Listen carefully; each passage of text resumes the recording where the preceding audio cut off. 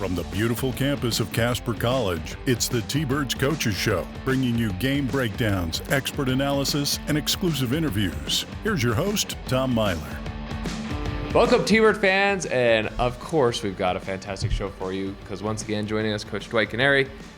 I'm not going to be able to say that for very much longer here, Coach. The days are numbered, and it's the realization is approaching that we're getting to the very end. But fortunately, with the season going on and now the postseason coming up here, super busy in our preparation. So there's not a lot of time to just pause and think about it. That'll come after the season and stuff. But I am well aware the days are numbered.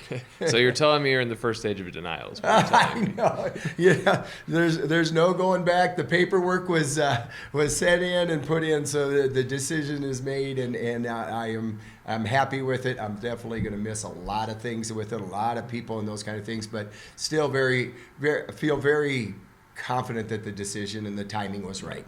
Well, and I mean, you brought it up, so we're going to talk about it.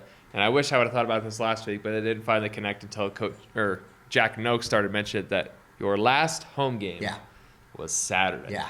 Which it's like, oh man, it's kind of a bummer. But I mean, it sounded like too that it made it a little extra special. You had some former players come. It was, and I was telling Brooke before the game started. I said, this is the last time I'm going to sit on this seat.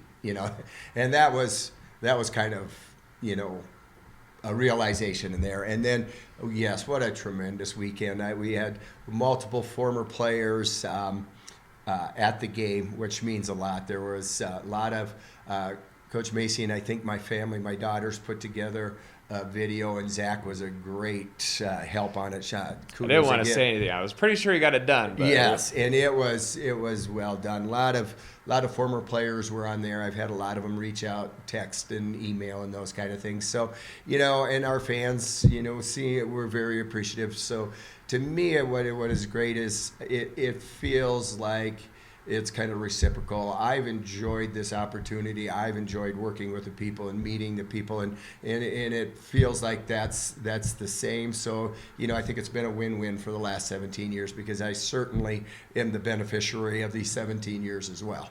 Yeah, since 2008, right? Yeah. Yep. Man. Yeah, and then it was great watching both the streams, and especially Saturday, Jack Noakes was just like, well, we're not going to take any timeouts because we're going to spend time talking about Dwight Canary. I haven't gone back and listened to that. So you have to go back and listen. And he goes back and starts talking like, hey, from 2008, even brought Angel Sharman on to talk about how great Dwight is. And, Boy, it's cost me a lot for these positive comments. I've had to pay a lot of people some good money to say some good things on tape. We understand. You don't cry. It's just your eyes begin to sweat. It's all right, Coach. When it comes to just emotional, sentimental stuff, the way I feel about people or vice versa, it gets me. I swear you could punch me in the nose and you'd never see a tear, but something like that, my emotions just come right to the surface. So, I apologize, but that's the way Dwight Canary's wired. Well, I mean, 17 years of having an impact on, women and, the future generation. I mean, you should be able to feel some sort of emotion saying, hey, they still like me. Yeah, well, and I still care about them. Yeah. That's the thing there. It is 100% a two-way street. Absolutely.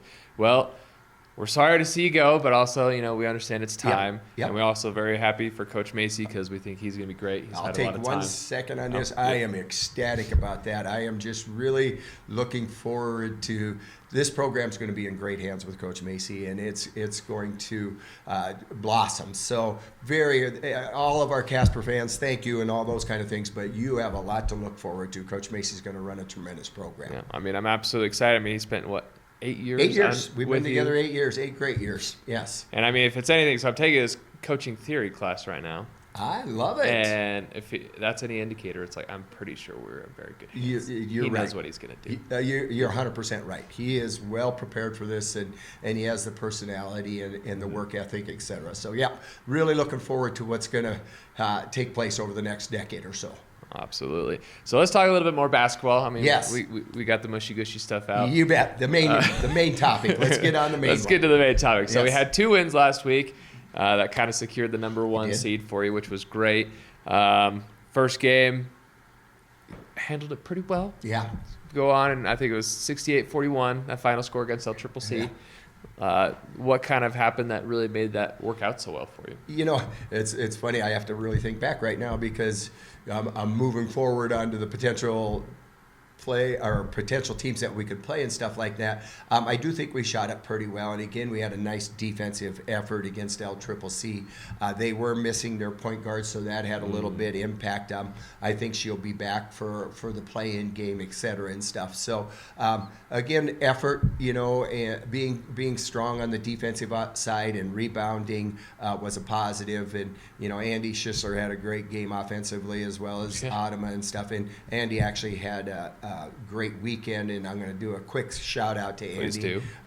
She was named Region 9 Player of the Week again. It's pretty neat because she was the first Region 9 Player of the Week way back in November, right. And she's also going to be the last Region 9 Player of the Week. And, great job, Andy. Yes, and great season, you know, and stuff like that. So just had a pretty good balance, offense and defense against LCCC. And then Eastern, you know, they're a very nice team. They have good shooters and they have a good interior game. I really honestly believe all the teams that are vying for an opportunity to play in the Region 9 tournament or already in there have a legitimate shot. The North especially is deep this year, and even though I think Eastern and LCCC are going to be the 4 and 5 seeds going in, or actually 5 and 6 seeds going into the tournament, if they get in, they have the talent to make a run. So yes, 2 good wins for us. Yeah, absolutely. So starting with the LCCC game, I mean, I made sure to look at the stat, the one that you want. You're more prepared for this than I am. So the offensive rebounds, you had 16. Yes. Which actually is funny because you also had 16 against Eastern, but you held LCCC to 6 offensive rebounds. And then looking at that, the other stat that we like to look at, well, you were hovering probably around 38%. That's about your average this season. But you had like it on 68 shots. I know. And they had about 48, and it's just like, well, when you're able to, you know, have more opportunities, you're more likely going to win, right? 38% at 20-plus opportunities is going to beat 45% at 20 less. So it is a numbers game, and the offensive rebounds is a big part of that differential, and then so is turnovers. And I think we had a nice turnover game there, too. I think we were right around 9 or 10 in that game. So you're getting astute to this. You're getting that's how the Lady T-Birds are going to need to win this year. Is just like that with the offensive rebounds, extra possessions through lack of turnovers, etc. Yeah, absolutely. I mean, I feel like just some shots just don't fall, but I mean, you got Adama down there who just is absolute animal, hustle to anything, and even Andy is there to get some rebounds. Absolutely. So it's fun. It's like anyone can get it. I couldn't be prouder of their effort, and rebounding is effort, you know, and this whole team for the whole season, I could not be prouder of a team's effort, and individually and collectively and stuff like that. And again, the rebounding piece, it's what shows that effort and stuff. So they have 24 wins this year, and I think their effort is a big reason why. Yeah, I mean, it's going to be, sorry folks, this is going to be very repetitive for this Eastern game as well, but I mean, 16 offensive rebounds. Eastern had 9. I mean, it's just, you had like 70-plus shots. They had like 58. That's great. It's just, I think you found the formula, Coach. I think you're finally on the right track, and kind of things are clicking the way you want them to. That is the formula, and I don't want to put a cloud on our shooting abilities. We have very good shooters. We have a lot of, but it is really reassuring to know if we're not going to shoot it really well, we still have a lot of confidence that we can win because we're solid on the defensive side and the rebounding side. So it's just really, you know, our deficit and our pressure on every possession goes down when we're shooting well. But we still are very confident that we can win a game if we're in the 30% shooting. Right. I mean, I'm glad you brought up defense again because I feel like these last couple of weeks maybe, you haven't necessarily had the highest of scoring. Right. I mean, you still have gotten up there. I mean, 70-plus at times, and 80 against Eastern, 68. So about average, but I mean, you're still holding teams to a lot of times under 50. I mean, you held LCCC under 50. I think even the week before with Central was under 50. Yeah. I mean, Eastern got up there with 66, but it's like they're still holding them to lower scores. Very, very good point because our offensive average over the last 3 years is down a few points. I think it's down 7 or 8 points. But our defensive, what we're holding our teams to, is a negative 4 points, so the gap of margin is about the same. We're just doing it a little bit differently. Right. I mean, if you win, you win, right? Yeah, absolutely. I think that's the key, is find out what your strengths and weaknesses are, and then try to find an approach or find a way to win with those situations. Absolutely. So because of this great formula that you found, you end up with the number 1 seed. Yes. Is this 9 back-to-back? I think 8. I think 8.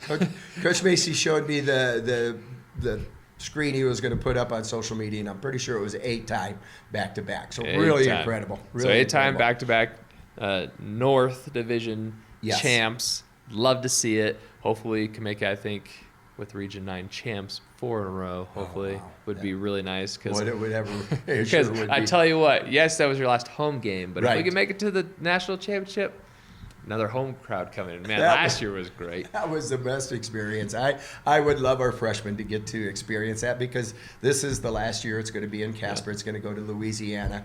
McNeese State, I believe, is going to host it starting next year. So I really, really hope I hope we get there. I hope we get the same type of turnout in our freshmen, and definitely our sophomores a repeat. But definitely hope they get that experience, because it was pretty cool. Oh yeah, and that's all thanks to you, T-Bird fans. 100%. Now, I mean, people have they understand how, hey, this is a cool tournament. So hopefully, I mean, that first game was good. Yeah. The second game was even better. Hopefully we can make that first game just I love it. I think the first game a little bit had to do with it. I think we played at 10:30 in the morning, on a weekday. And for as many people that have to work, et cetera, and a big shout out to Dr. Devine at the time. I think he allowed the campus to go and took care of that situation really well. So, for being a work day and in the morning, it was a great showing in that first round game. Love it. So, go a little too far ahead. Yeah, we jumped. We'll pull it back. We jumped. You don't play this weekend, but you play the following in the actual Region 9 tournament in Scottsbluff. I know you're happy, but you're not happy because you have a week off, so you can rest your players, maybe get them fully healthy. But also, some people have that play time that just to keep them in that mindset. Yep. Tell us your thoughts on that whole, get a bye, but not get a bye. As we spoke off mic, it is, it's at least me, and I think as coaches in general, the scenario, we're fighting for that bye so we can have extra preparation, we can have some recovery time and those kind of things. And then once you get it, it's, oh my gosh, we're not going to play for 10 days. How are we going to do it? So whatever scenario you end up with, you're thinking the other one would have been better. But I am appreciative of the number 1 seed and getting all this time to prepare. And we took a couple days off already and tried to get some rest and recovery. And we can manage that a little bit going down the stretch. We don't have the fear of playing this weekend and losing and then the season ending. Yep. We know we're in the tournament. So it was well deserved and well earned to get this opportunity to have the bye in there. So we're going to make the best of it. Absolutely. So, I mean, I'll be sad just because I don't get to watch Casper College this weekend. But I imagine there'll be plenty of other stuff I can tune into. Maybe watch Gillette play or whoever else maybe could be important. So, for you, Coach, who are you kind of watching this weekend to see, hey, I want to see if you're going to make it or not? 1,000% the play-in game between Lamar and NJC, because we will play the winner. Whoever wins that play-in game from the South is going to be our first-round opponent. So, we've done a little research and scout on both teams right now, but we will know Friday night so we can really narrow our preparation down to the team that wins there. So that one will be by far. And then the other team that's going to be on our side of the bracket is going to be the winner between the Gillette and LCCC game. Ooh. Whoever wins that is going to play McCook. McCook is the number 2 seed out of the South, and they're playing really well. Nice team. Really? We played them in early January, but they're a whole different team. Yes. A month can make a world of difference in basketball. For sure. For sure. Yes. So those are the 2 play-in games that I'll really be focused on. The one on Friday night in Lamar, and then the one in Gillette on Saturday. All right, absolutely. Well, Coach, I think I'm feeling good. Yes. The Region 9 tournament's coming up. I feel like your team is kind of rolling on all cylinders. We've got things going our way. If they found their identity, I feel like. Yes. I mean, let's go. It's just let's go play. Let's go play. Yeah, it is. I am thankful for a few more days to prepare and those kind of things, but it will be time to play again. It's a long layoff, but we're going to do things a little bit strategic to make sure we can keep our game energy and conditioning and those kind of things. So we'll find a way to have them ready as possible. Love it. Well, T-Bird fans, you heard it. Coach Dwight Canary, we love having you here. Hopefully we'll get at least another one. I hope so too. And we'll just have a great time. All right, and much appreciated to our fans on Saturday. It was quite a tribute, and I appreciate it. So fans, thank you so much, and love my time here. And with that, we will see you next time.